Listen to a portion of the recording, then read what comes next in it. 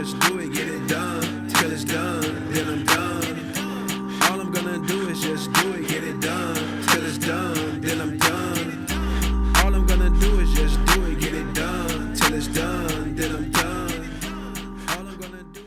Hey, what's going on, guys? Major back with the Majoration Podcast, where we talk about all things inspirational, aspirational, and motivational. But Kaitlyn Cook is with us today, and I'm going to be interviewing her, asking her some great questions. And she is a multi-award winning business growth strategist, and she's also in the top 1% of her field. She's a person who helps service-based CEOs get unstuck and scale with ease. And after walking away from her position as Australia's #2 business specialist at age 26, she embarked on a journey that would transform not just her life, but the lives of others and over 10,000 entrepreneurs worldwide. Known for her unique ability to blend strategic business growth with her inner transformation, Kaitlyn has helped generate over $500 million in revenue across multiple industries. Her approach goes beyond traditional business coaching, addressing both the practical and the psychological barriers that keep entrepreneurs stuck. Kaitlyn, welcome to the Majoration Podcast. Thank you so much. I'm so looking forward to this conversation. So let's dive into it. As I mentioned, I want to treat this like a conversation, as if I was your cousin from around the way, and we're reconnecting and just kind of sharing our stories. Let's discuss something that I've seen in the bio aspect of it. Happiness. I saw the story about that. Can you discuss how happy is a form of success in your opinion? I feel like it's the only form of success. Because if you're not happy, what is the point of your life? From somebody who was miserable for many years and is now truly happy, I can say you can achieve whatever you want, and happiness is a choice. And being able to achieve what you want whilst also being happy, feeling fulfilled, it's just contagious. And there are so many people I work with who forget that happiness is also part of the journey and you get to choose to be happy. So that's kind of what I always try and instill and help remind people of, is you get to be happy and have it all.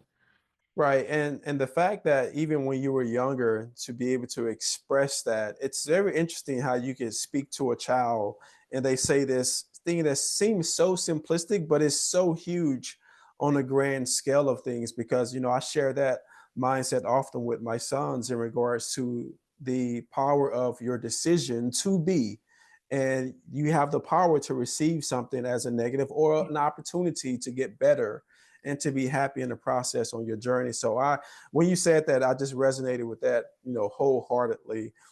But I want to talk to you about the coaching aspect of what you do. And I want to know, how do you gain the trust of certain entrepreneurs and CEOs when it comes to them having such strong personalities sometimes and certain mentalities, but they may be stuck. So how do you gain that trust for them to listen to you during those moments? That's a lovely question. One I haven't actually thought of before, but in response to that, I think because I've been fortunate to have worked with so many people across over the entire world, I have a real soft approach to what I do, and there's a real element of listening, and I can hear beyond the words. I can really understand how someone's feeling, and I tend to catch somebody at that point of how they're genuinely feeling, and there's a shift within them of this knowing of, yeah, actually I do feel that. And then you're like, okay, cool, now so let's just, if we do this, that will help you shift.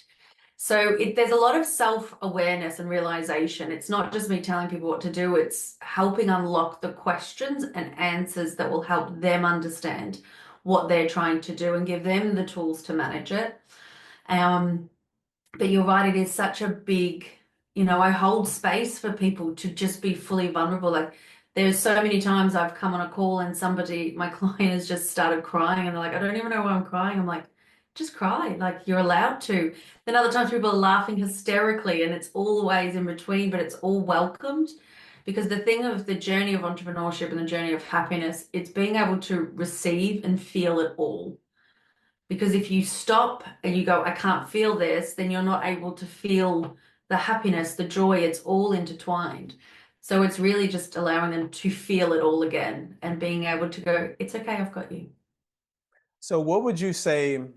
How have you been able to balance your temperament when you have those moments? If you've had these moments when you've seen someone that you're working with that has all this great responsibility and all this great potential, but yet they're in this stuck place. But in the things that you're telling them, for you, it makes sense and it's simple. Just follow these things, and you will unstuck yourself, basically, right? But Yeah. when clients aren't necessarily walking that path that's kind of outlined for them, how do you manage to stay in the fight with them during that journey? Because sometimes it can be difficult and everyone is different. How do you manage that in your temperament? Hey, what's going on, guys? Major here. Real quick, I know you are enjoying the episode as much as I am enjoying the episode as well, but I want to tell you real quickly about this sweater that I have on. This sweater is significant because I made my first $1 million with this clothing line, Lord Major Apparel. Now, beyond that, I want to give that opportunity for others who have brands out there. So the next sweater I wear on the next episode could be your brand across here. So if you have a brand or a product, even a product, reach out to us, comment below, or send us an email at themajorvationpodcast@gmail.com. All right, now back to the episode. Yeah, so I've always seen patterns. Patterns are my thing. And because my intellect and understanding of business is strategic, but my journey with so many people has evolved now to the steps within the strategy. So it's not just take this step, you'll be fine, but it's what's the fear that's come up? What's the resistance? What's your pattern of self-sabotage? And so I've now become aware of the steps in between that happens.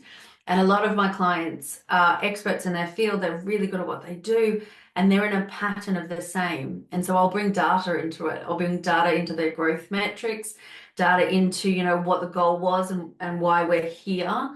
And then it's when they see it externally, they can then connect it internally and go, oh, because I'm doing this, that's having this effect. So it's a lot of the ebb and flow. So I'm a strategist and a coach, but both have to be intertwined. And I realized everyone hears information differently. Sometimes it will not land in the conversation, but a week later they'll go, I get it now. I've lived it. I get it. I understand it's unlocked. So it's having the patience to know that the journey isn't always in the moment that they'll understand it, but allowing them space to get there when they need to. No, and I think that's a brilliant approach. Understanding that when it comes to coaching, there is a understanding that you have to master certain things in order to give to others and be of service to them. The psychological aspect of it, and also the communication aspect of it. What do you do, or are you at a point where you just feel like you got it, or do you still put yourself through the gamut of learning and reinventing when it comes to your approach and your effectiveness? Because obviously you care passionately about what you do and the people that you serve. What should I say? What is there a routine that you've kind of morphed into that kind of helps you to continue to elevate at your skill set? Yeah, wonderful question. The reason I actually became a coach was because I was so scared to continuously change and grow. And Mm. being a coach means you go first, means you walk the path. So then you tell them what that path's going to be, which meant I had to do the things I did not want to do. I had to go up against my fear. And then I got my toolbox out and I figured all the different things and I applied it and what worked, what didn't work. And then I evolved and I learned and I grew. And so because I'm growing, I have to grow, which is a wonderful thing. So then my clients grow and it's a really beautiful feedback loop. The more I'm willing to be uncomfortable and be able to feel my emotions, which is something I never wanted to do, the more I can help guide them because I see exactly when somebody says, I'm just in this rut, I'm just feeling disappointed. I'm like, okay, we've got a lot of unprocessed emotions in the disappointment realm. Let's do this activity because that really helped me when I was at this stage of my life. Because I used to give people strategies and help them do it, but 80% never achieved it. And I was like, why is that? You've literally, and to be honest, strategy is the simple thing. Strategy is 20% of the growth. It's all you need to do. It's so easy. It's rinse and repeat. But it's the 80% that we don't work on that gives us the greatest results. And that is conquering the fear, embracing it, feeling it, coming up against the old version of you versus the new version of you. So I credit my growth to my clients' need for growth. That's what's propelled me continuously forward. That's fantastic. And you also, as you said, you get a chance to kind of put yourself in the fire and, kind of reassess yourself and put yourself first through that growth. So even in conversation and also through experience, you can kind of relay that message to them as well. So I definitely understand that approach as well. Another thing I was going to say, when I'm unpacking different clients that I'm working with, I always try to gauge different trends or common trends. For you, what are like 2 or 3 common trends that gets a CEO or a business owner or entrepreneur? What are some of the things that, from your experience, is getting them stuck? And what are like 1 or 2 things that you provide for them to help them get unstuck? So there's 2 things. I want to talk about the internal and the external. So from the external side, when they're stuck, it's because the fear of where they want to go is outweighing their desire of where they want to go. So what we need to do in that aspect is just conceptualize again what it is that they want. Because we evolve, our lifestyle changes. We have children, we don't have children, we travel, we don't travel. All of it is always evolving as it should.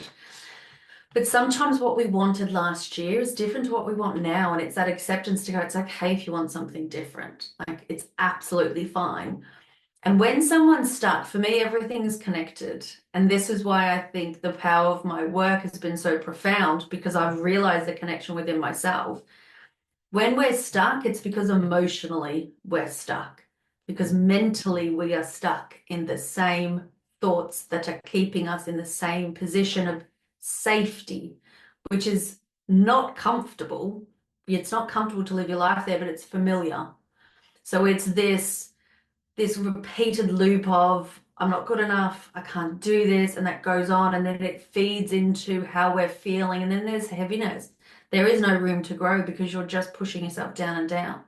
So in those moments, the smallest amount of intentionality changes everything. And it's being able to, I tell people to do this because I do this so often. Set a reminder in your phone and ask yourself a question when it pings up. What am I thinking right now? And that is how you change one thought. When you change one thing, everything changes. And that one thought could be, I might be thinking, how can I not do this? This isn't possible. And you change it to, well, I am doing it, so I'll just keep going with it. And it is profound when somebody goes, I didn't realize I was so hard on myself. And you're like, yeah. And this is where the unlocking of the happiness comes in. It's a beautiful journey. No, I like how you weave that all together, and it makes sense, especially understanding the internal and the external as well.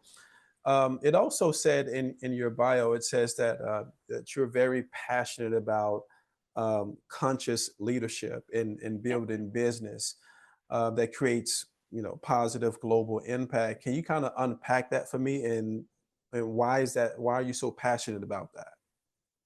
So for me, the word conscious means being self-aware, because I feel so many people are not aware of their habits, of their actions, and they're just on autopilot, which is creating the same results, and it's not creating impact or positivity, and you're just living a life you don't even like, that you don't even realize you don't like.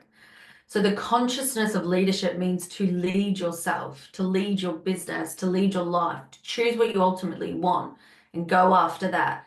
And as a mother, I've found one of the greatest lessons that I can teach my son is being able to decide what he wants to do and go after it wholeheartedly. Because I believe the world is in a big shift in the best possible ways. At the back end of something horrible is always something incredible that comes from it. Things have to fall apart to fall back into place in a different way. So unless people start taking responsibility and becoming conscious of who they are, what they actually want, we're just going to repeat the same cycles. So that to me is so important. And because I'm so fortunate to work with 5, 6, 7, 8-figure CEOs, I have the opportunity to unlock that within them and just go, what do you want? And so many people have said to me, I want to help instill trust in the team. How do I create that as a metric? Where the conversation used to just be ROI on revenue. Now it's more, how do we do value-based performance? How do we do trust building? So to me, in my world, there is conscious leadership. And I'm so passionate about it because I actually worked at Deliveroo when I first moved to the UK. And I'd never been on minimum wage until I worked there. And I was on minimum wage. And the team I worked within, we were the lowest paid team. And the leadership team came to us and go, oh, just by the way, you're not getting paid this month. Everybody else got paid, but you're not. And for us, we lived paycheck to paycheck. And there was something that instilled within me. And I'm like, nah, I'm not letting this slide. So I went to the manager, and I went up and up and up. And I sat with the leadership team, and all they cared about was revenue growth, which, yes, is important. But I was like, you're running a global team, and there are so many people here that their livelihood depends on this. And then something inside me was like, I'm going to become a CEO who cares about conscious leadership. And I get to do that every day now. I love that. That's an amazing story. I want to take it back though. So walk me back to the early days. Let's go back to your teenage years. Whoever you were when you were a teenager, what advice would you give that teenage version of yourself then, knowing what you know now with the experience that you've had thus far? It's not your job to make other people happy. Mm.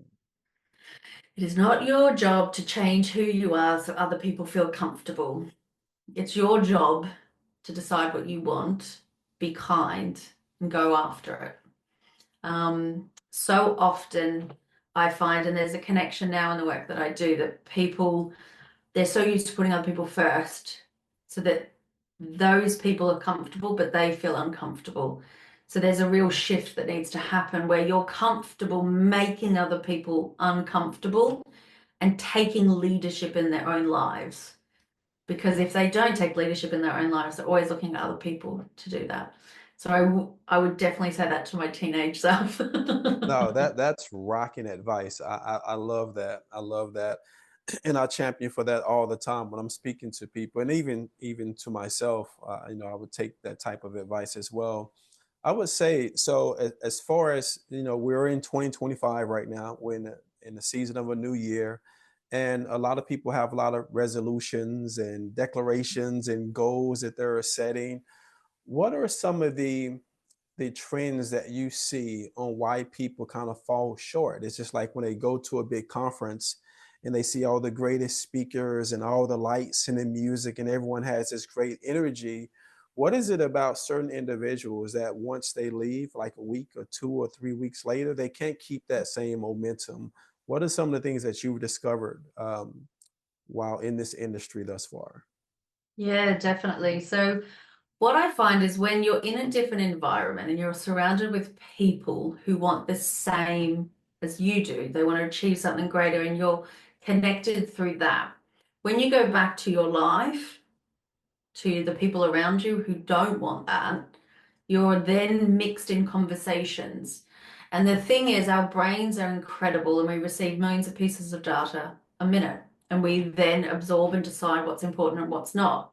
And unless you change something in your life around you, unless you have a discussion with somebody new, unless you choose to do something new and see something new, you will go back to your old patterns, your own old ways, because those patterns have potentially been there for decades and decades and decades.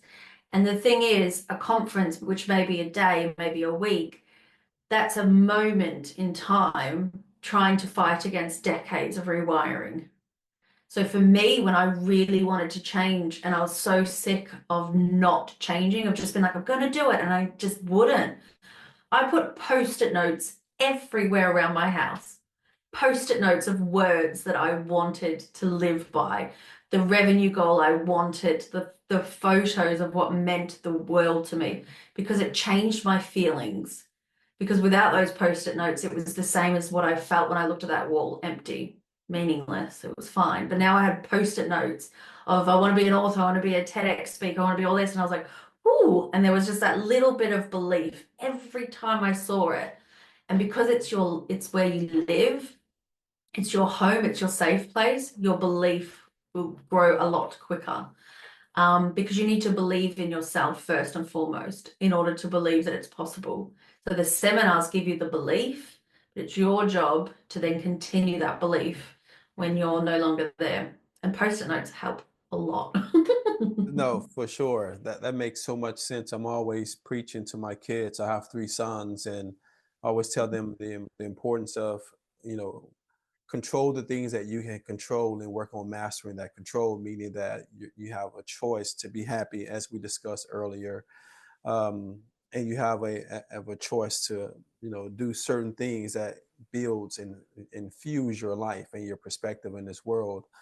I Mm. was going to ask you a question. I don't want to forget it, but kind of almost slipped my mind. But when it comes to this particular year in 2025, how do you advise others who come up to you because you've had certain success that people can clearly see? How do you consult or advise others, or even just simple advice? How do you give advice to others who want to possibly do some of the things that you're doing when it comes to coaching, keynote speaking, and just being an authority in this space? Are you pretty open and giving, or do you like put up a paywall, or like how do you receive that? Do you look at people just if they want to be of service of value, you help them out? Like how do you approach that, or is it different? Does it vary? So, first and foremost, if you want to be an authority or an expert or a leader in your industry, I remember this moment in my life so vividly. I knew I wanted to be a leader, but that meant I had to lead myself and see myself as a leader. And that was hard. That was really hard because when I said I was going to get out of bed, I had to get out of bed. It's those, and leadership doesn't mean you know, one day you go, I'm going to be a leader, and then you stand on stage. Some people may do that, but it's the moments before that. It's the decisions of you deciding I want to matter, which means I'm going to make my life matter, which means the moments in my life matter greatly. So what I say to myself in those moments, I'm trusting and knowing that I'm going to follow through on it. So if I say I'm going to get out of bed, I'm going to get out of bed. If I say I'm going to exercise, I'm going to exercise. That's how you build the confidence that you can lead yourself. If you're wanting to lead other people, you first have to lead yourself. Otherwise, it's always going to be ego driven and it's never going to be a great solution. And also, so my advice to people like that who like, I want to be a leader, figure out your personality type. When you know your personality type, so I do the Myers-Briggs 16 personalities, and I've grouped them into 4 components of person. When you know your personality type, you know what your natural strengths are that other people don't have, that you light up. So for me, I'm a connector. I love connecting with people. So I read people really well. I'm able to emotionally meet you where you are. But there's other people who are implementers. They are fantastic at taking action. So a lot of people need that. Then there's the strategists, the visionaries. So figure out your personality type because that'll help you become aware of who you are. And also, when I first started, I didn't look at other people and I didn't tell other people what I was doing because Mm, I wasn't sure what I was doing. And if I told other people, I would be confused because I was confused and I'd confuse them. And then their feedback of, you can't do this would be like, yeah, actually, I don't think I can do this. So I kept it quiet and I just slowly worked on myself. What do I want? And I kept building the vision of what I wanted. And it keeps growing. You never get to it because you just keep evolving into it. So understand what it is you want and then just choose yourself and keep moving every day. You can create a habit every day. And it's possible. Anyone can do it. yeah, no, I think that's great advice.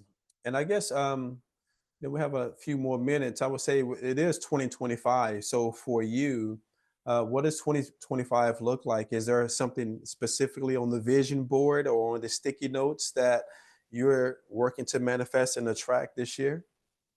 Yeah, thanks for asking.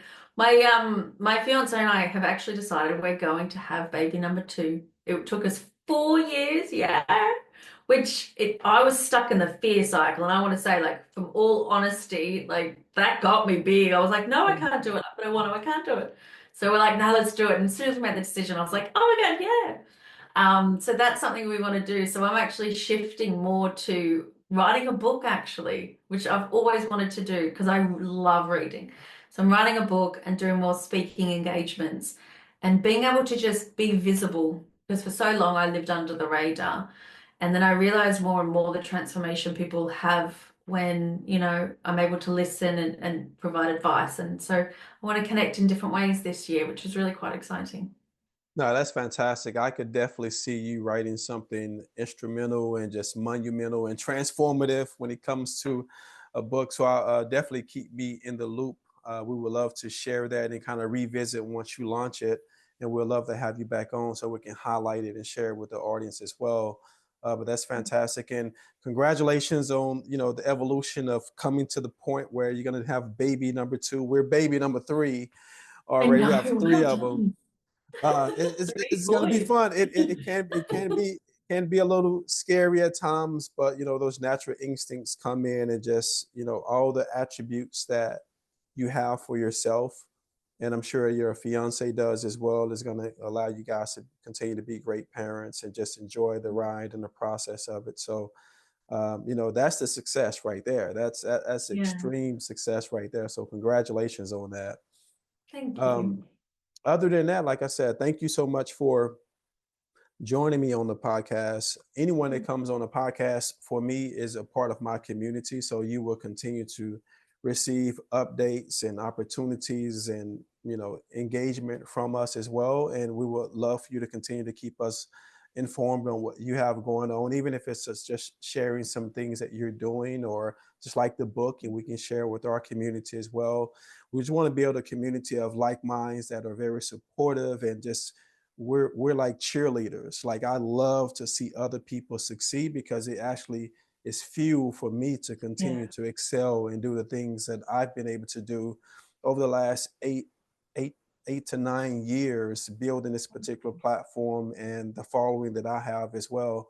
So, but thank you for joining me on the infancy of the Majoration podcast, because it's interesting because when some people look and see, oh, they don't have 800 or 900 subscribers, um, I used to think that way, but someone did an AI video. I don't know if you've seen this content floating around, but a person did an AI video of a public speaking forum with 800 people in there. And you could see the dynamic of having 800 people in a yeah, room is absolutely, so it's really all about perspective and the psychology of how you train yourself. Because now I think I have the biggest podcast in the world and it's just getting bigger, right? And that's just such a key moment that I learned from that, and I always kind of share those stories. But thank you so much for coming on board and just sharing your gifts, your insight, and your expertise. And I just wish you nothing but continuous success, an amazing birth of your new baby, and the new engagement in the marriage happening, and just continuous success for you and also the clients that you're working with. Thank you so much. And thank you for your platform and your voice and all that's gotten you to where you are, because you're like a breath of fresh air. You're so authentic and it's so welcoming and loving. So thank you so much. I appreciate you. Absolutely. Well, we'll definitely be in touch and we'll share everything with you once we get it all edited and the links and stuff put together. Yeah, wonderful. Thank you so much. All right, guys, this has been another episode of the Majoration Podcast with Kaitlyn Cook. Look forward to watching her new book come out and also supporting her, following her on the social medias, which we will have in the link section on the YouTube channel.